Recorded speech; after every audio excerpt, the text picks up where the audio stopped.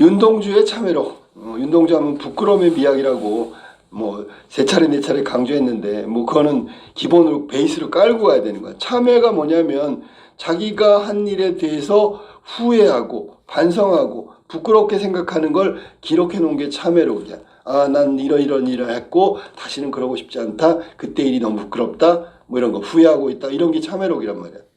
자, 본문 봐봐. 파란 녹이 낀 구리거울 속에서 거울 나왔네. 자가성찰 매개체. 우물, 유리창, 거울 뭐 이런 것들.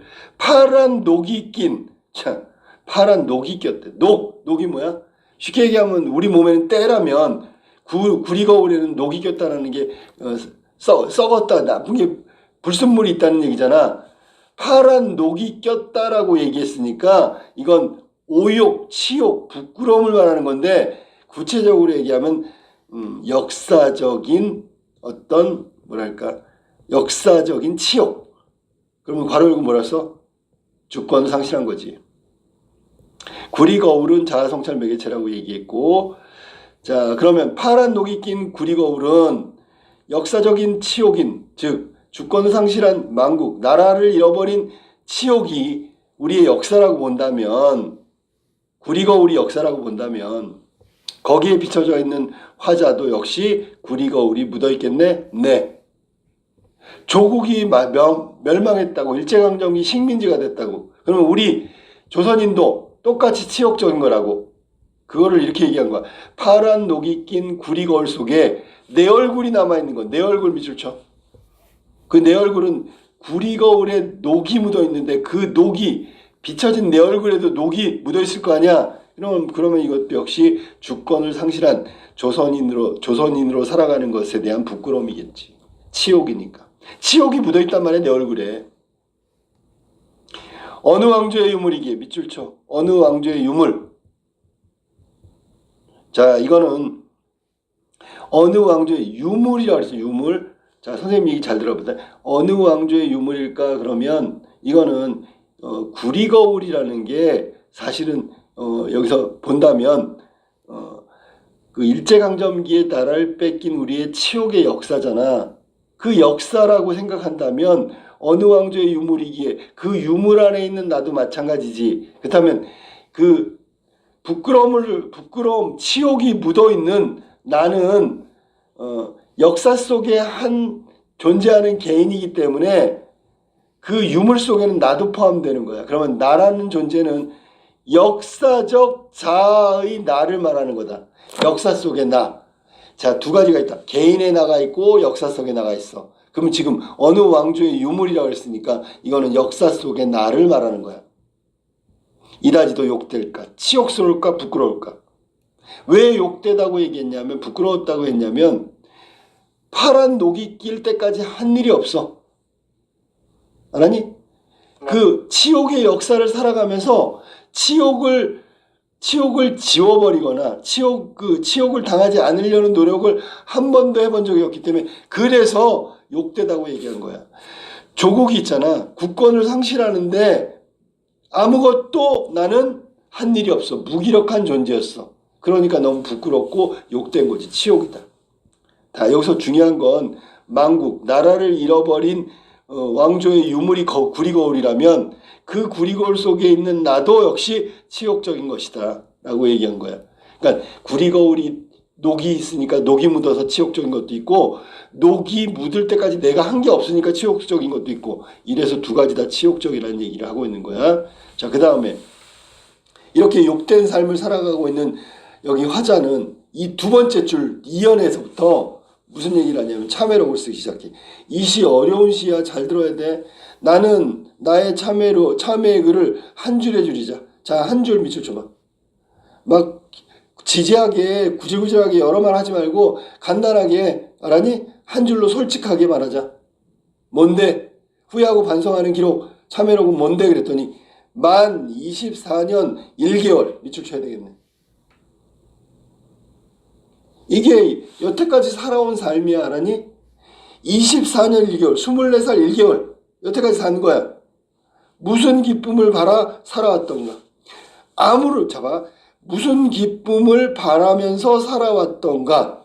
그러면 24년 1개월 동안 어떤 기쁨도 바라면서 살아온 적이 없어.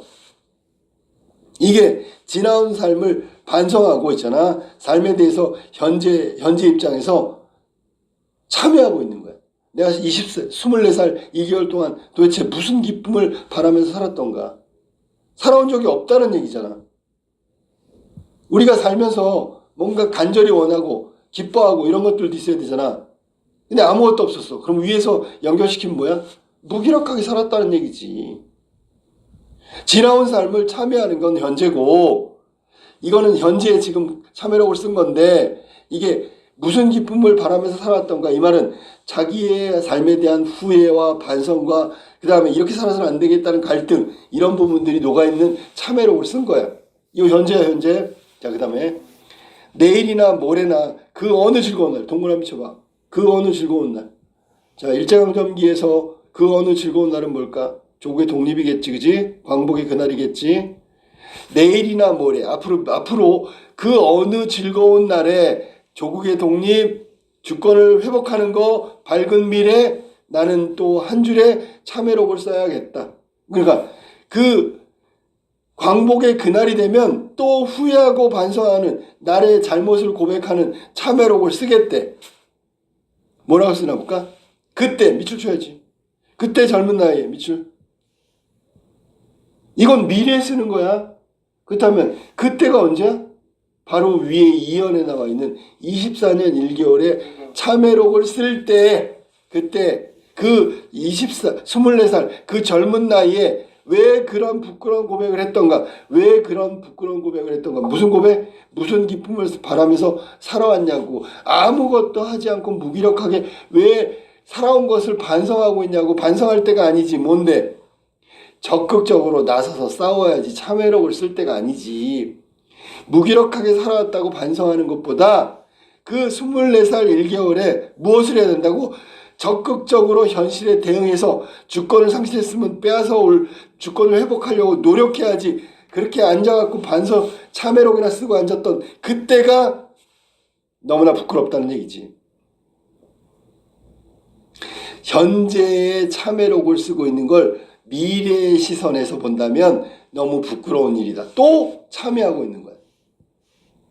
자, 그 다음에 밤이면, 밤 동그라미 쳐볼까? 밤이면 현실 상황을 말하고 암담한 상황, 일제강점기를 말하는 거고, 밤이면 밤마다 나의 거울을, 자, 괄호를 묶어 손바닥, 발바닥으로 닦아보자. 손바닥으로 닦고 발바닥으로 닦고 적극적으로, 아주 적극적으로, 의지적으로 열심히 닦아보자. 나의 거울을 닦는데 거울에 뭐가 있는데? 구리 거울에는 파란 녹이 있고 나의 거울에도 파란 녹이 있단 말이야. 부끄러움, 무기력함, 이거 다 지워버리자, 그런 뜻이야. 그러니까 일제강점기 이 암담한 현실 속에서 나의 거울, 거기에 있는 녹은 주권을 상실하고 난 다음에 아무것도 하지 않고 있는 나의 부끄러운 모습, 그게 녹인데 그거 다 닦아서 지워버리자. 부끄러움 없이 무기력하게 살지 말자, 뭐 그런 얘기야. 그 다음에 마지막, 그러면 그렇게 열심히 현실에서 나의 녹을 다 지워버리면, 무기력한 삶을 아주 의지적인 삶으로 바꿔버리면, 그러면 밑줄 쳐라. 어느 운석 밑으로 홀로 걸어가는 슬픈 사람의 뒷모양. 밑줄. 자, 밤이면 손바닥 발바닥으로 적극적으로 주권을 회복하고 열심히 의지를 가지고 살아가다 보면 어떤 일이 벌어지냐면, 앞으로 먼 미래 운석 밑줄 쳐볼까? 이거 별똥별이야. 별똥별. 죽음의 이미지라고 알아니? 하강의 이미지고 죽음의 이미지야. 그러면 별똥별은 위에서 쭉 떨어지는데 이게 내려오면서 다 타버려서 나중에는 운석이 되잖아. 그러면 죽고, 그러면 어느 운석 밑으로, 그러면 어느 죽음 밑으로 열심히 지금 현실에 대해서 적극적으로 투쟁하고 싸워나가면 앞으로 먼 미래에는 죽음 밑에서 홀로 걸어가는 슬픈 사람의 뒷모양. 누군데? 화자의 미래의 모습이지. 화자의 미래의 모습. 그러면 열심히 저항하고 투쟁하고 의지를 갖고 살아가면 미래는 어떻게 된다고? 그것 때문에 죽겠지요. 그러면 이렇게 자기가 할 바를 다 하다가 죽은 화자 자신의 비극적인 삶 혹은 미래의 모습을 나타낸 거고, 그 다음에 그게 거울 속에, 나의 거울 속에 나타나온다. 그러면 잡아봐. 선생님 얘기 들어봐. 맨 마지막 줄은 조심해야 돼. 뭐냐면 나의 거울이 뭐냐면, 자 거기 나온 사면에 보면, 사면 2연부터 볼게. 2연에 보면 참회록 쓰고 있는 게 화자의 거울 속에 비쳤다고 치자. 그러면 그게 현재고, 알았니? 그 다음에 사면은 그 미래에 또 참회록을 쓰는 모습이 거울 속에 비쳤다고 치자. 네. 그 상황에서 부끄러운 거지, 둘 다. 2연 사면이. 그때 나는 손바닥 발바닥으로 나의 부끄러움을 다 지워버렸어. 그리고 그렇게 안 살 거야. 그렇게 하면 어떻게 되냐면 그 나의 거울 속에 또 장면이 비치는데, 그게 뭐냐면 그 운석 밑으로 홀로 걸어가는 슬픈 사람의 뒷모양이 거울 속에 딱 나타난다고. 그게 열심히 의지적이고 저항하고 조국의 독립을 회복하기 위해서 열심히 노력한다면 나타나는 미래의 내 모습, 죽는 모습이라고. 그게 거울 속에서 싹 이렇게 드러나 보인다는 얘기야. 그러면 이 맨 마지막에 거울 속에 나타나온다라고 했는데, 거울 속에 미래의 화자의 모습이 막 쫙 이렇게 떠오르는 거지. 결국은 이 시는 부끄러운 고백을 하면서 조국 독립의 의지를 다짐하고 있다고 봐야 돼. 조국 독립의 간절한 염원을 드러내고 있다고 봐야 돼. 그 다음에 적극적으로 현실에, 즉 일제강점기의 현실을 극복하겠다는 의지도 드러나 있다고 보면 되겠지. 근데 겉으로 잘 안 드러내. 그러니까 이육사는 막 독립을 하겠다고 외치는데, 윤동주는 그런 외침을 안 하는데, 결론적으로 얘기하면 이육사 선생님하고 똑같이 조국 독립의 간절한 염원이 드러나 있어. 표현의 방법이 다를 뿐이지 의도는 똑같다고. 목적도 똑같고 하고자 하는 말도 똑같아. 알았냐? 그러니까 한쪽은 이육사는 남성적이면 윤동주는 여성적이다, 이렇게 얘기하면 돼. 자, 그러면 이 시는, 자, 현실 극복 의지를 드러내고 있습니까? 네, 드러나고 있어요. 그러면 현실 극복 의지는 뭔데? 어떤 방법으로? 자아성찰. 거울 속에 때를 다 지워버리면서, 즉 부끄러움을 지워버리면서 일제강점기의 부정적 현실을 극복하겠다는 의지를 드러낸 게 이 시의 주제라고. 자, 그 다음에 거울이라는 자아성찰 매개체, 상징적 소재도 돼요. 우리가 거울이 뭐냐 그러면 자기를 바라보고 자기의 내면을 바라보고 자기의 부끄러움을 보면서 성찰하는 매개체라고 배웠기 때문에 거울이 갖고 있는 상징성은 반성을 일으키는 어떤 상징물이다. 거울 속에 비춰진 모습은 뭘까? 지금 현재 부끄러운 무기력한 모습이고, 이렇게 살면 안 되겠어. 적극적으로 나의 자신에 대해서 무기력을 극복하고 의지 있게 살아가고 독립에 저항하고, 그게 바로 녹을 닦는 거야. 녹을 닦는 거. 그러면 나는 죽을지 몰라도, 슬픈 모습으로 죽을지 몰라도 그 화자의 지금 무기력하고 부끄러운 고백을 한 이런 상황은 넘길 수 있다. 즉 극복할 수 있다, 그런 얘기야. 알겠지? 그러니까 지금 현재 무기력한 삶, 아무것도 하지 않고 있는 욕된 삶을 극복하고자 하는 의지가 드러나 있는 시라고 보면 된다. 거기 적어볼까? 이 시는 과거, 현재, 미래. 과거, 현재, 미래는 뭐야? 순행적, 추보식, 뭐 이렇게 해도 돼요. 시상전기가 시간의 흐름이다. 과거, 현재, 미래. 두 번째, 거울이라는 자아성찰 매개체가 등장한다. 상징적이고 굉장히 상징성을 갖고 있다. 추가 설명해주면, 구리거울은 뭐냐면, 여기는 거울이 자아성찰 매개체라고 했는데, 이거는 구리거울이 파란 녹이 끼었다라는 것을 본다면, 구리거울은 보통 우리가 쓰는 거울이 아니잖아. 그리고 구리라는 게 청동거울을 말하는 건데, 거기에 녹이 꼈다는 게 결국은 역사적으로 본다면 나라를 잃어버린 망국의 치욕이 바로 구리거울 속의 녹이란 말이야. 녹. 그걸 말하는 거고, 구리거울은 오랜 시간 동안 내려온 유물이라고 했기 때문에 유물은 전통성이고 왕조라고 생각하면 돼. 그러면 조선 왕조에 녹이 꼈단 말이지. 녹이 꼈다는 게 조선 왕조가 온전히 가지 못하고 뭔가 치욕을 당했다는 거고, 망국이고 주권을 상실했다면, 여기서는 그 조선 왕조의 거울 속에 비쳐있는 나도 어차피 조선인이니까. 그러면 조선 왕조의 치욕은 누구의 치욕? 조선인의 치욕. 그게 지금 1연에서 나온 거야. 그게 너무 욕되다, 치욕스럽다, 부끄럽다, 혐오스럽다 막 그렇게 얘기하고 있는 거야. 알겠지? 그런데 가만히 생각해 보니까 내가 구리거울에 녹이 낄 동안 한 게 없어. 그게 더 치욕스럽다는 거지. 그러면서 기껏 한다는 게 뭐냐면 반성문 하나 쓴 거야. 참회로. 24년 1개월 뭐 때문에 살아왔는가. 이렇게 써놨어. 2연까지. 근데 생각해 보니까 먼 미래에 독립이 되면 내가 지금 반성문을 쓰고 있을 때가 아니지.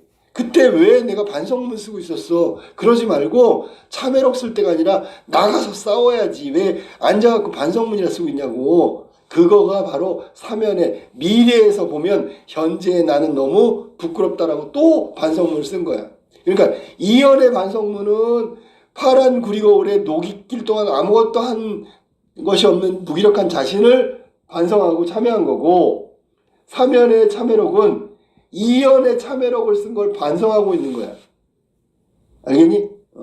그래서 그 다음에 자아성찰을 통해서 적극적이고 의지적인 행동인 나의 거울에 녹을 지워버리고 발바닥 손바닥으로 다 닦아버린 거지. 그 얘기는 적극적으로 역사의식을 갖고 참여하겠다, 저항하겠다 라는 뜻이야. 발바닥 손바닥으로 닦아보겠다는 게. 치욕을 씻어버리겠다. 이렇게 무기력하게 안 살겠다. 그러면 어떤 일이 벌어진다고? 적극적인 현실 참여가 결국 내가 죽는 비극적인 삶으로 끝날지도 몰라.